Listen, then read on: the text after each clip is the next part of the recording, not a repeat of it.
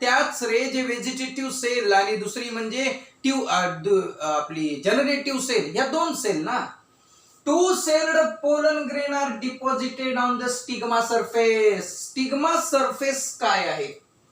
This is the carpel. याला आपण carpel असे म्हणू. आणि carpel is the individual member of gynoecium. Gynoecium म्हणजे फिमेल रिप्रोडक्टिव्ह स्ट्रक्चर. आणि त्या फिमेल रिप्रोडक्टिव्ह स्ट्रक्चरच्या स्टिग्मा नावाच्या सरफेसवर पोलन ग्रेन कुठल्याही पॉलिनेटिंग एजंटच्या मदतीने इथं येऊन बसणार. Pollen grain come in contact with the sugary stigmatic substance. बेटा sugary stigmatic substance इथे मिळणार. Stigma provide sugary substance to pollen grain. Pollen grain by any of the pollinating agent reaches or the land on the stigma surface. When the pollen grain reached at the stigma surface, there is a sugary stigmatic substance present in the stigma. This sugary stigmatic substance जो आहे तो जो pollen grain आहे तो absorb करणार. Okay. Due to the absorption of this substance, या सबस्टन्सच्या absorption केल्यामुळे the volume of the cytoplasm increased. सायटोप्लाझमची जी व्हॉल्यूम आहे ती इन्क्रीज होते. कुणाच्या? पोलन ग्रेनच्या. म्हणजे amount of the cytoplasm of the pollen grain is increased. What happen? काय होईल नंतर? बघा काय होईल. The increased cytoplasm create the pressure over the intine. बेटा intine is the inner layer or inner wall of the pollen grain.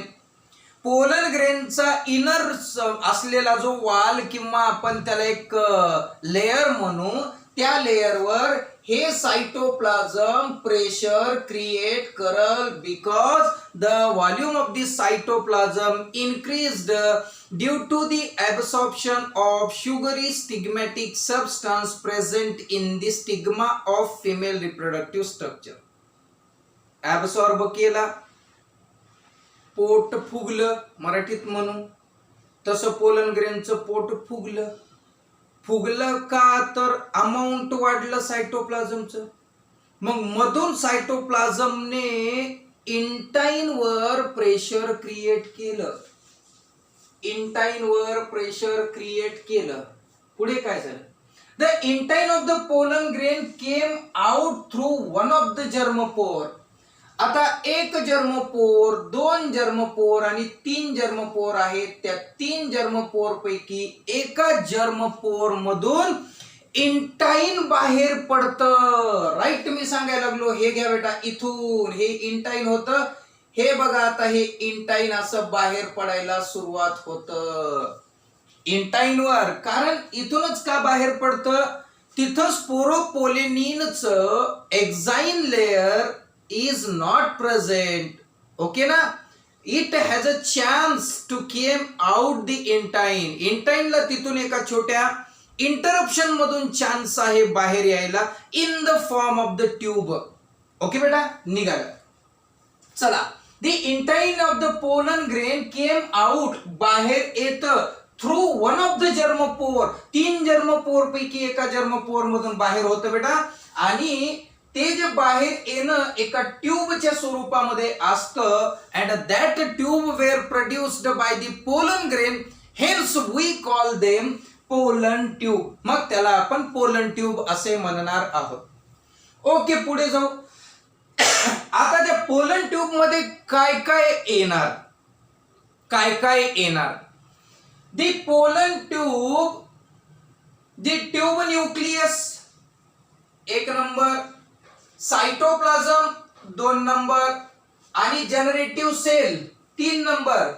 These three things are came into the pollen tube or came along with the pollen tube out of the vegetative cell.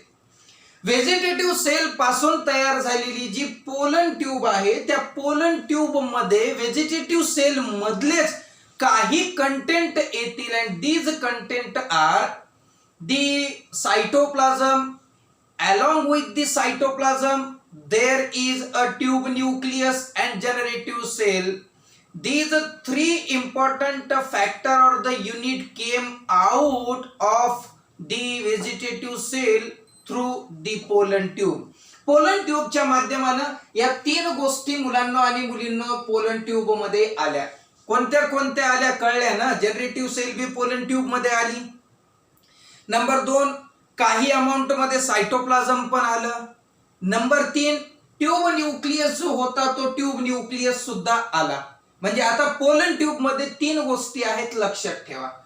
The pollen tube grows down towards. आता ती खालच्या दिशेने वाढत येते बेटा. Pollen tube grows down towards the ovule. आता त्या मुलांना पोलन ग्रेन्सच्या पोलन ट्यूबला हे बघा बेटा अशाच पद्धतीने आता खाली यायचं आहे. पोलन ट्यूबला असं वाढत खाली यायचं आहे मुलांनो. चाललंय बरोबर. Yes, that pollen tube grows downward direction. तिला डाऊनवर्ड डायरेक्शन यायचं आहे आणि ती यायली कुठं ओव्ह्यूल कडे यायली. Ovule represent the female गॅमेटोफाइट. म्हणजे फिमेल गॅमेटोफाइट कडे यायचंय. कुणाला? पोलन ट्यूबला तिच्या सर्व कंटेंट सहित. All the content which is present in the pollen tube came towards the ovule which represent the female gametophyte. Female gametophyte कडे त्यांना यायचं आहे. ती पोलन ट्यूब खाली निघालेली आहे. Okay. Through the style due to the chemical stimulus inside the ovary. बेटा ही बरोबर डाऊनवर्ड दिशेनंच का वाढते तर डाऊनवर्ड दिशेनं वाढण्याचं कारण म्हणजे केमिकल स्टिम्युलस आहे. केमिकल स्टिम्युलस मुळे ओव्हरी मध्ये असलेल्या this is the ovary. Inside the ovary ovule is present आणि केमिकल स्टिम्युलेशन मुळे स्टाईल नावाच्या टिश्यू मधून स्टाईल मधल्या टिश्यू मधून the pollen tube grows down towards the ovule. Ovule कडे ग्रोज डाऊन करत असते. ओके. आता ड्युरिंग दॅट ट्रॅव्हलिंग ह्या ट्रॅव्हलिंगच्या दरम्यान बघा पुन्हा एकदा क्लिअरली बघा. During the travelling of the pollen tube the generative cell divided by mitotically. आता ही जी काही जनरेटिव्ह सेल आहे ही जनरेटिव्ह सेल त्या पोलन ट्यूब मध्ये डिवाइड करते बेटा. आणि डिवाइड कोणत्या पद्धतीने करते? मायटॉसिसच्या पद्धतीने करते. The generative cell divide by mitosis in the pollen tube. आणि मग रिझल्ट काय होतो? Resulted in the formation of 2 haploid cell. 2 haploid cell तयार होतात. And these haploid cells are nothing but non motile male gamete. त्या जे 2 mail गॅमिट आहेत ते काय ह्या जनरेटिव्ह सेल पासून डिव्हिजन होतं आणि मुलांनो आणि मुलींनो अशा पद्धतीने हे 2 हॅप्लॉइड नॉन मोटाईल मेल गॅमिट तयार होतात. नॉन मोटाईल मेल गॅमिट तयार होतात. Non motile means they are not capable of move independently. Okay ना. किंवा त्यांना स्वतंत्ररित्या फिरता येणार नाही. अशा पद्धतीने मुलांना आणि मुलींना बेटा गॅमिट तयार होतात तिथं. आणि मग संपलं काम. झालं पोलन म्हणजे मेल गॅमेटोफाइटचं टोटल डेव्हलपमेंट झालेलं आहे. आणि आता ती मेल गॅमेटोफाइटची व्याख्या तुम्ही सुद्धा करू शकणार. Pollen tube with 2 non motile gamete. Pollen tube ज्या पोलन ट्यूब मध्ये 2 नॉन मोटाईल गॅमिट्स आहेत मेल गॅमिट्स आहेत. त्याच्यानंतर 3 सायटोप्लाझम आहे आणि डिजनरेट होणारा किंवा डिजनरेट होणारा एक ट्यूब न्यूक्लियस आहे. या तीन गोष्टींना पोलन ट्यूब मध्ये कंबाइनली कॉन्स्टिट्यूट केलं जातं मेल गॅमेटोफाइट मध्ये. म्हणजे बेटा जनरली अशा पद्धतीनं मेल गॅमेटोफाइट हा तयार होत असतो किंवा तयार झालेला आहे. आणि ही जी सेल आहे इथं हा पोलन ग्रेन आहे. आता ही ट्यूब आहे बेटा, या ट्यूबच्या टिपला सायटोप्लाझम आहे. This is the most active part of the pollen tube. Pollen ट्यूबचा सगळ्यात ऍक्टिव्ह पार्ट आहे because the large amount of cytoplasm are concentrated at the tip of the pollen tube. That's why the part of the pollen tube is highly active. आणि मग त्या pollen tube मध्ये tube nucleus पण आहे बेटा, आणि degenerate होणारा tube nucleus आहे. तसेच मुलांनो थिन साइटोप्लाझम आहे आणि दोन नॉन मोटाइल मेल गैमेट आहेत. ये सारी चीजें अगर आप पोलन ट्यूब में देख रहे हो तो that structure of the pollen tube considered as a male gametophyte. आणि त्याला मग मुलांना आणि मुलींनो मेल गॅमेटोफाइट असे म्हणतात. अवघ्या 5 मिनिटांमध्ये मी हे सगळं रिव्हिजन आपल्या समोर करतोय बेटा. दुसरी डेव्हलपमेंटची स्टेज आपण बघतोय after pollination on the stigma. Okay, आता दोन सेल्ड पोलन ग्रेन्स आहे, तो डिपॉझिट होतो स्टिग्माच्या सरफेसवर. Pollen grain come in contact with the sugary stigmatic substance. साखरेसारखा मधासारखा जो sweet nectary like substance are present there and that substance are absorbed by the pollen grain after the deposition of itself on the stigma. स्टिग्मावर deposit झाल्यावर तो जो पदार्थ आहे sugary substance absorb केला जातो. Due to the absorption of this substance the volume of the cytoplasm of pollen grain is increased. आणि मग इन्क्रीज झालेला पोलन ग्रेन मधला सायटोप्लाझम आहे, that cytoplasm can create the pressure over the inner wall of the pollen grain. Pollen ग्रेनच्या inner wall वर ज्याचं नाव आहे intine, त्याच्यावर प्रेशर एक्झर्ट केलं जातं.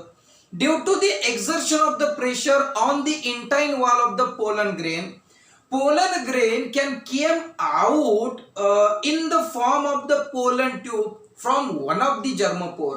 एखाद्या जर्मपोर मधून पोलन ट्यूब बाहेर पडायला सुरुवात होते, ट्यूब निघते आणि ती ट्यूब पोलन ट्यूब म्हणजे पोलन ग्रेन पासून निघाली म्हणून तिला पोलन ट्यूब म्हणतो. मग व्हेजिटेटिव्ह सेल मधले all content are migrated into, सगळे कंटेंट मायग्रेट होतात. ट्यूब न्यूक्लियस मायग्रेट होतो पोलन ट्यूब मध्ये, जनरेटिव्ह सेल मायग्रेट होते आणि त्यानंतर सायटोप्लाझम ऑल्सो मायग्रेटेड. म्हणजे ह्या तिन्ही गोष्टी स्थलांतरित करतात आणि पोलन ट्यूब मध्ये येतात. आता पोलन ट्यूब ह्या ओव्ह्यूल कडे ग्रोज डाऊन करते, खालच्या दिशेने वाढते, कारण ओव्हरी मधून तयार होणारा केमिकल सबस्टन्स त्या ग्रोथ ऑफ द पोलन ट्यूबला स्टिम्युलेट करत असतो, म्हणजे उद्दीपित करत असतो. Due to which pollen tube are grows downward direction.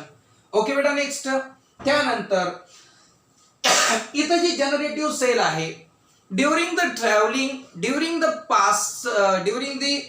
passage, the generative cell divide into two non-motile male gamete which is a haploid in the condition, and when pollen tube show the presence of thin cytoplasm at the tip of itself, two male non-motile male gamete, haploid male gamete, and the tube degenerating tube nucleus, the whole structure is considered as a, त्याला म्हणायचं male गॅमेटोफाइटचं development आता complete झालेलं आहे.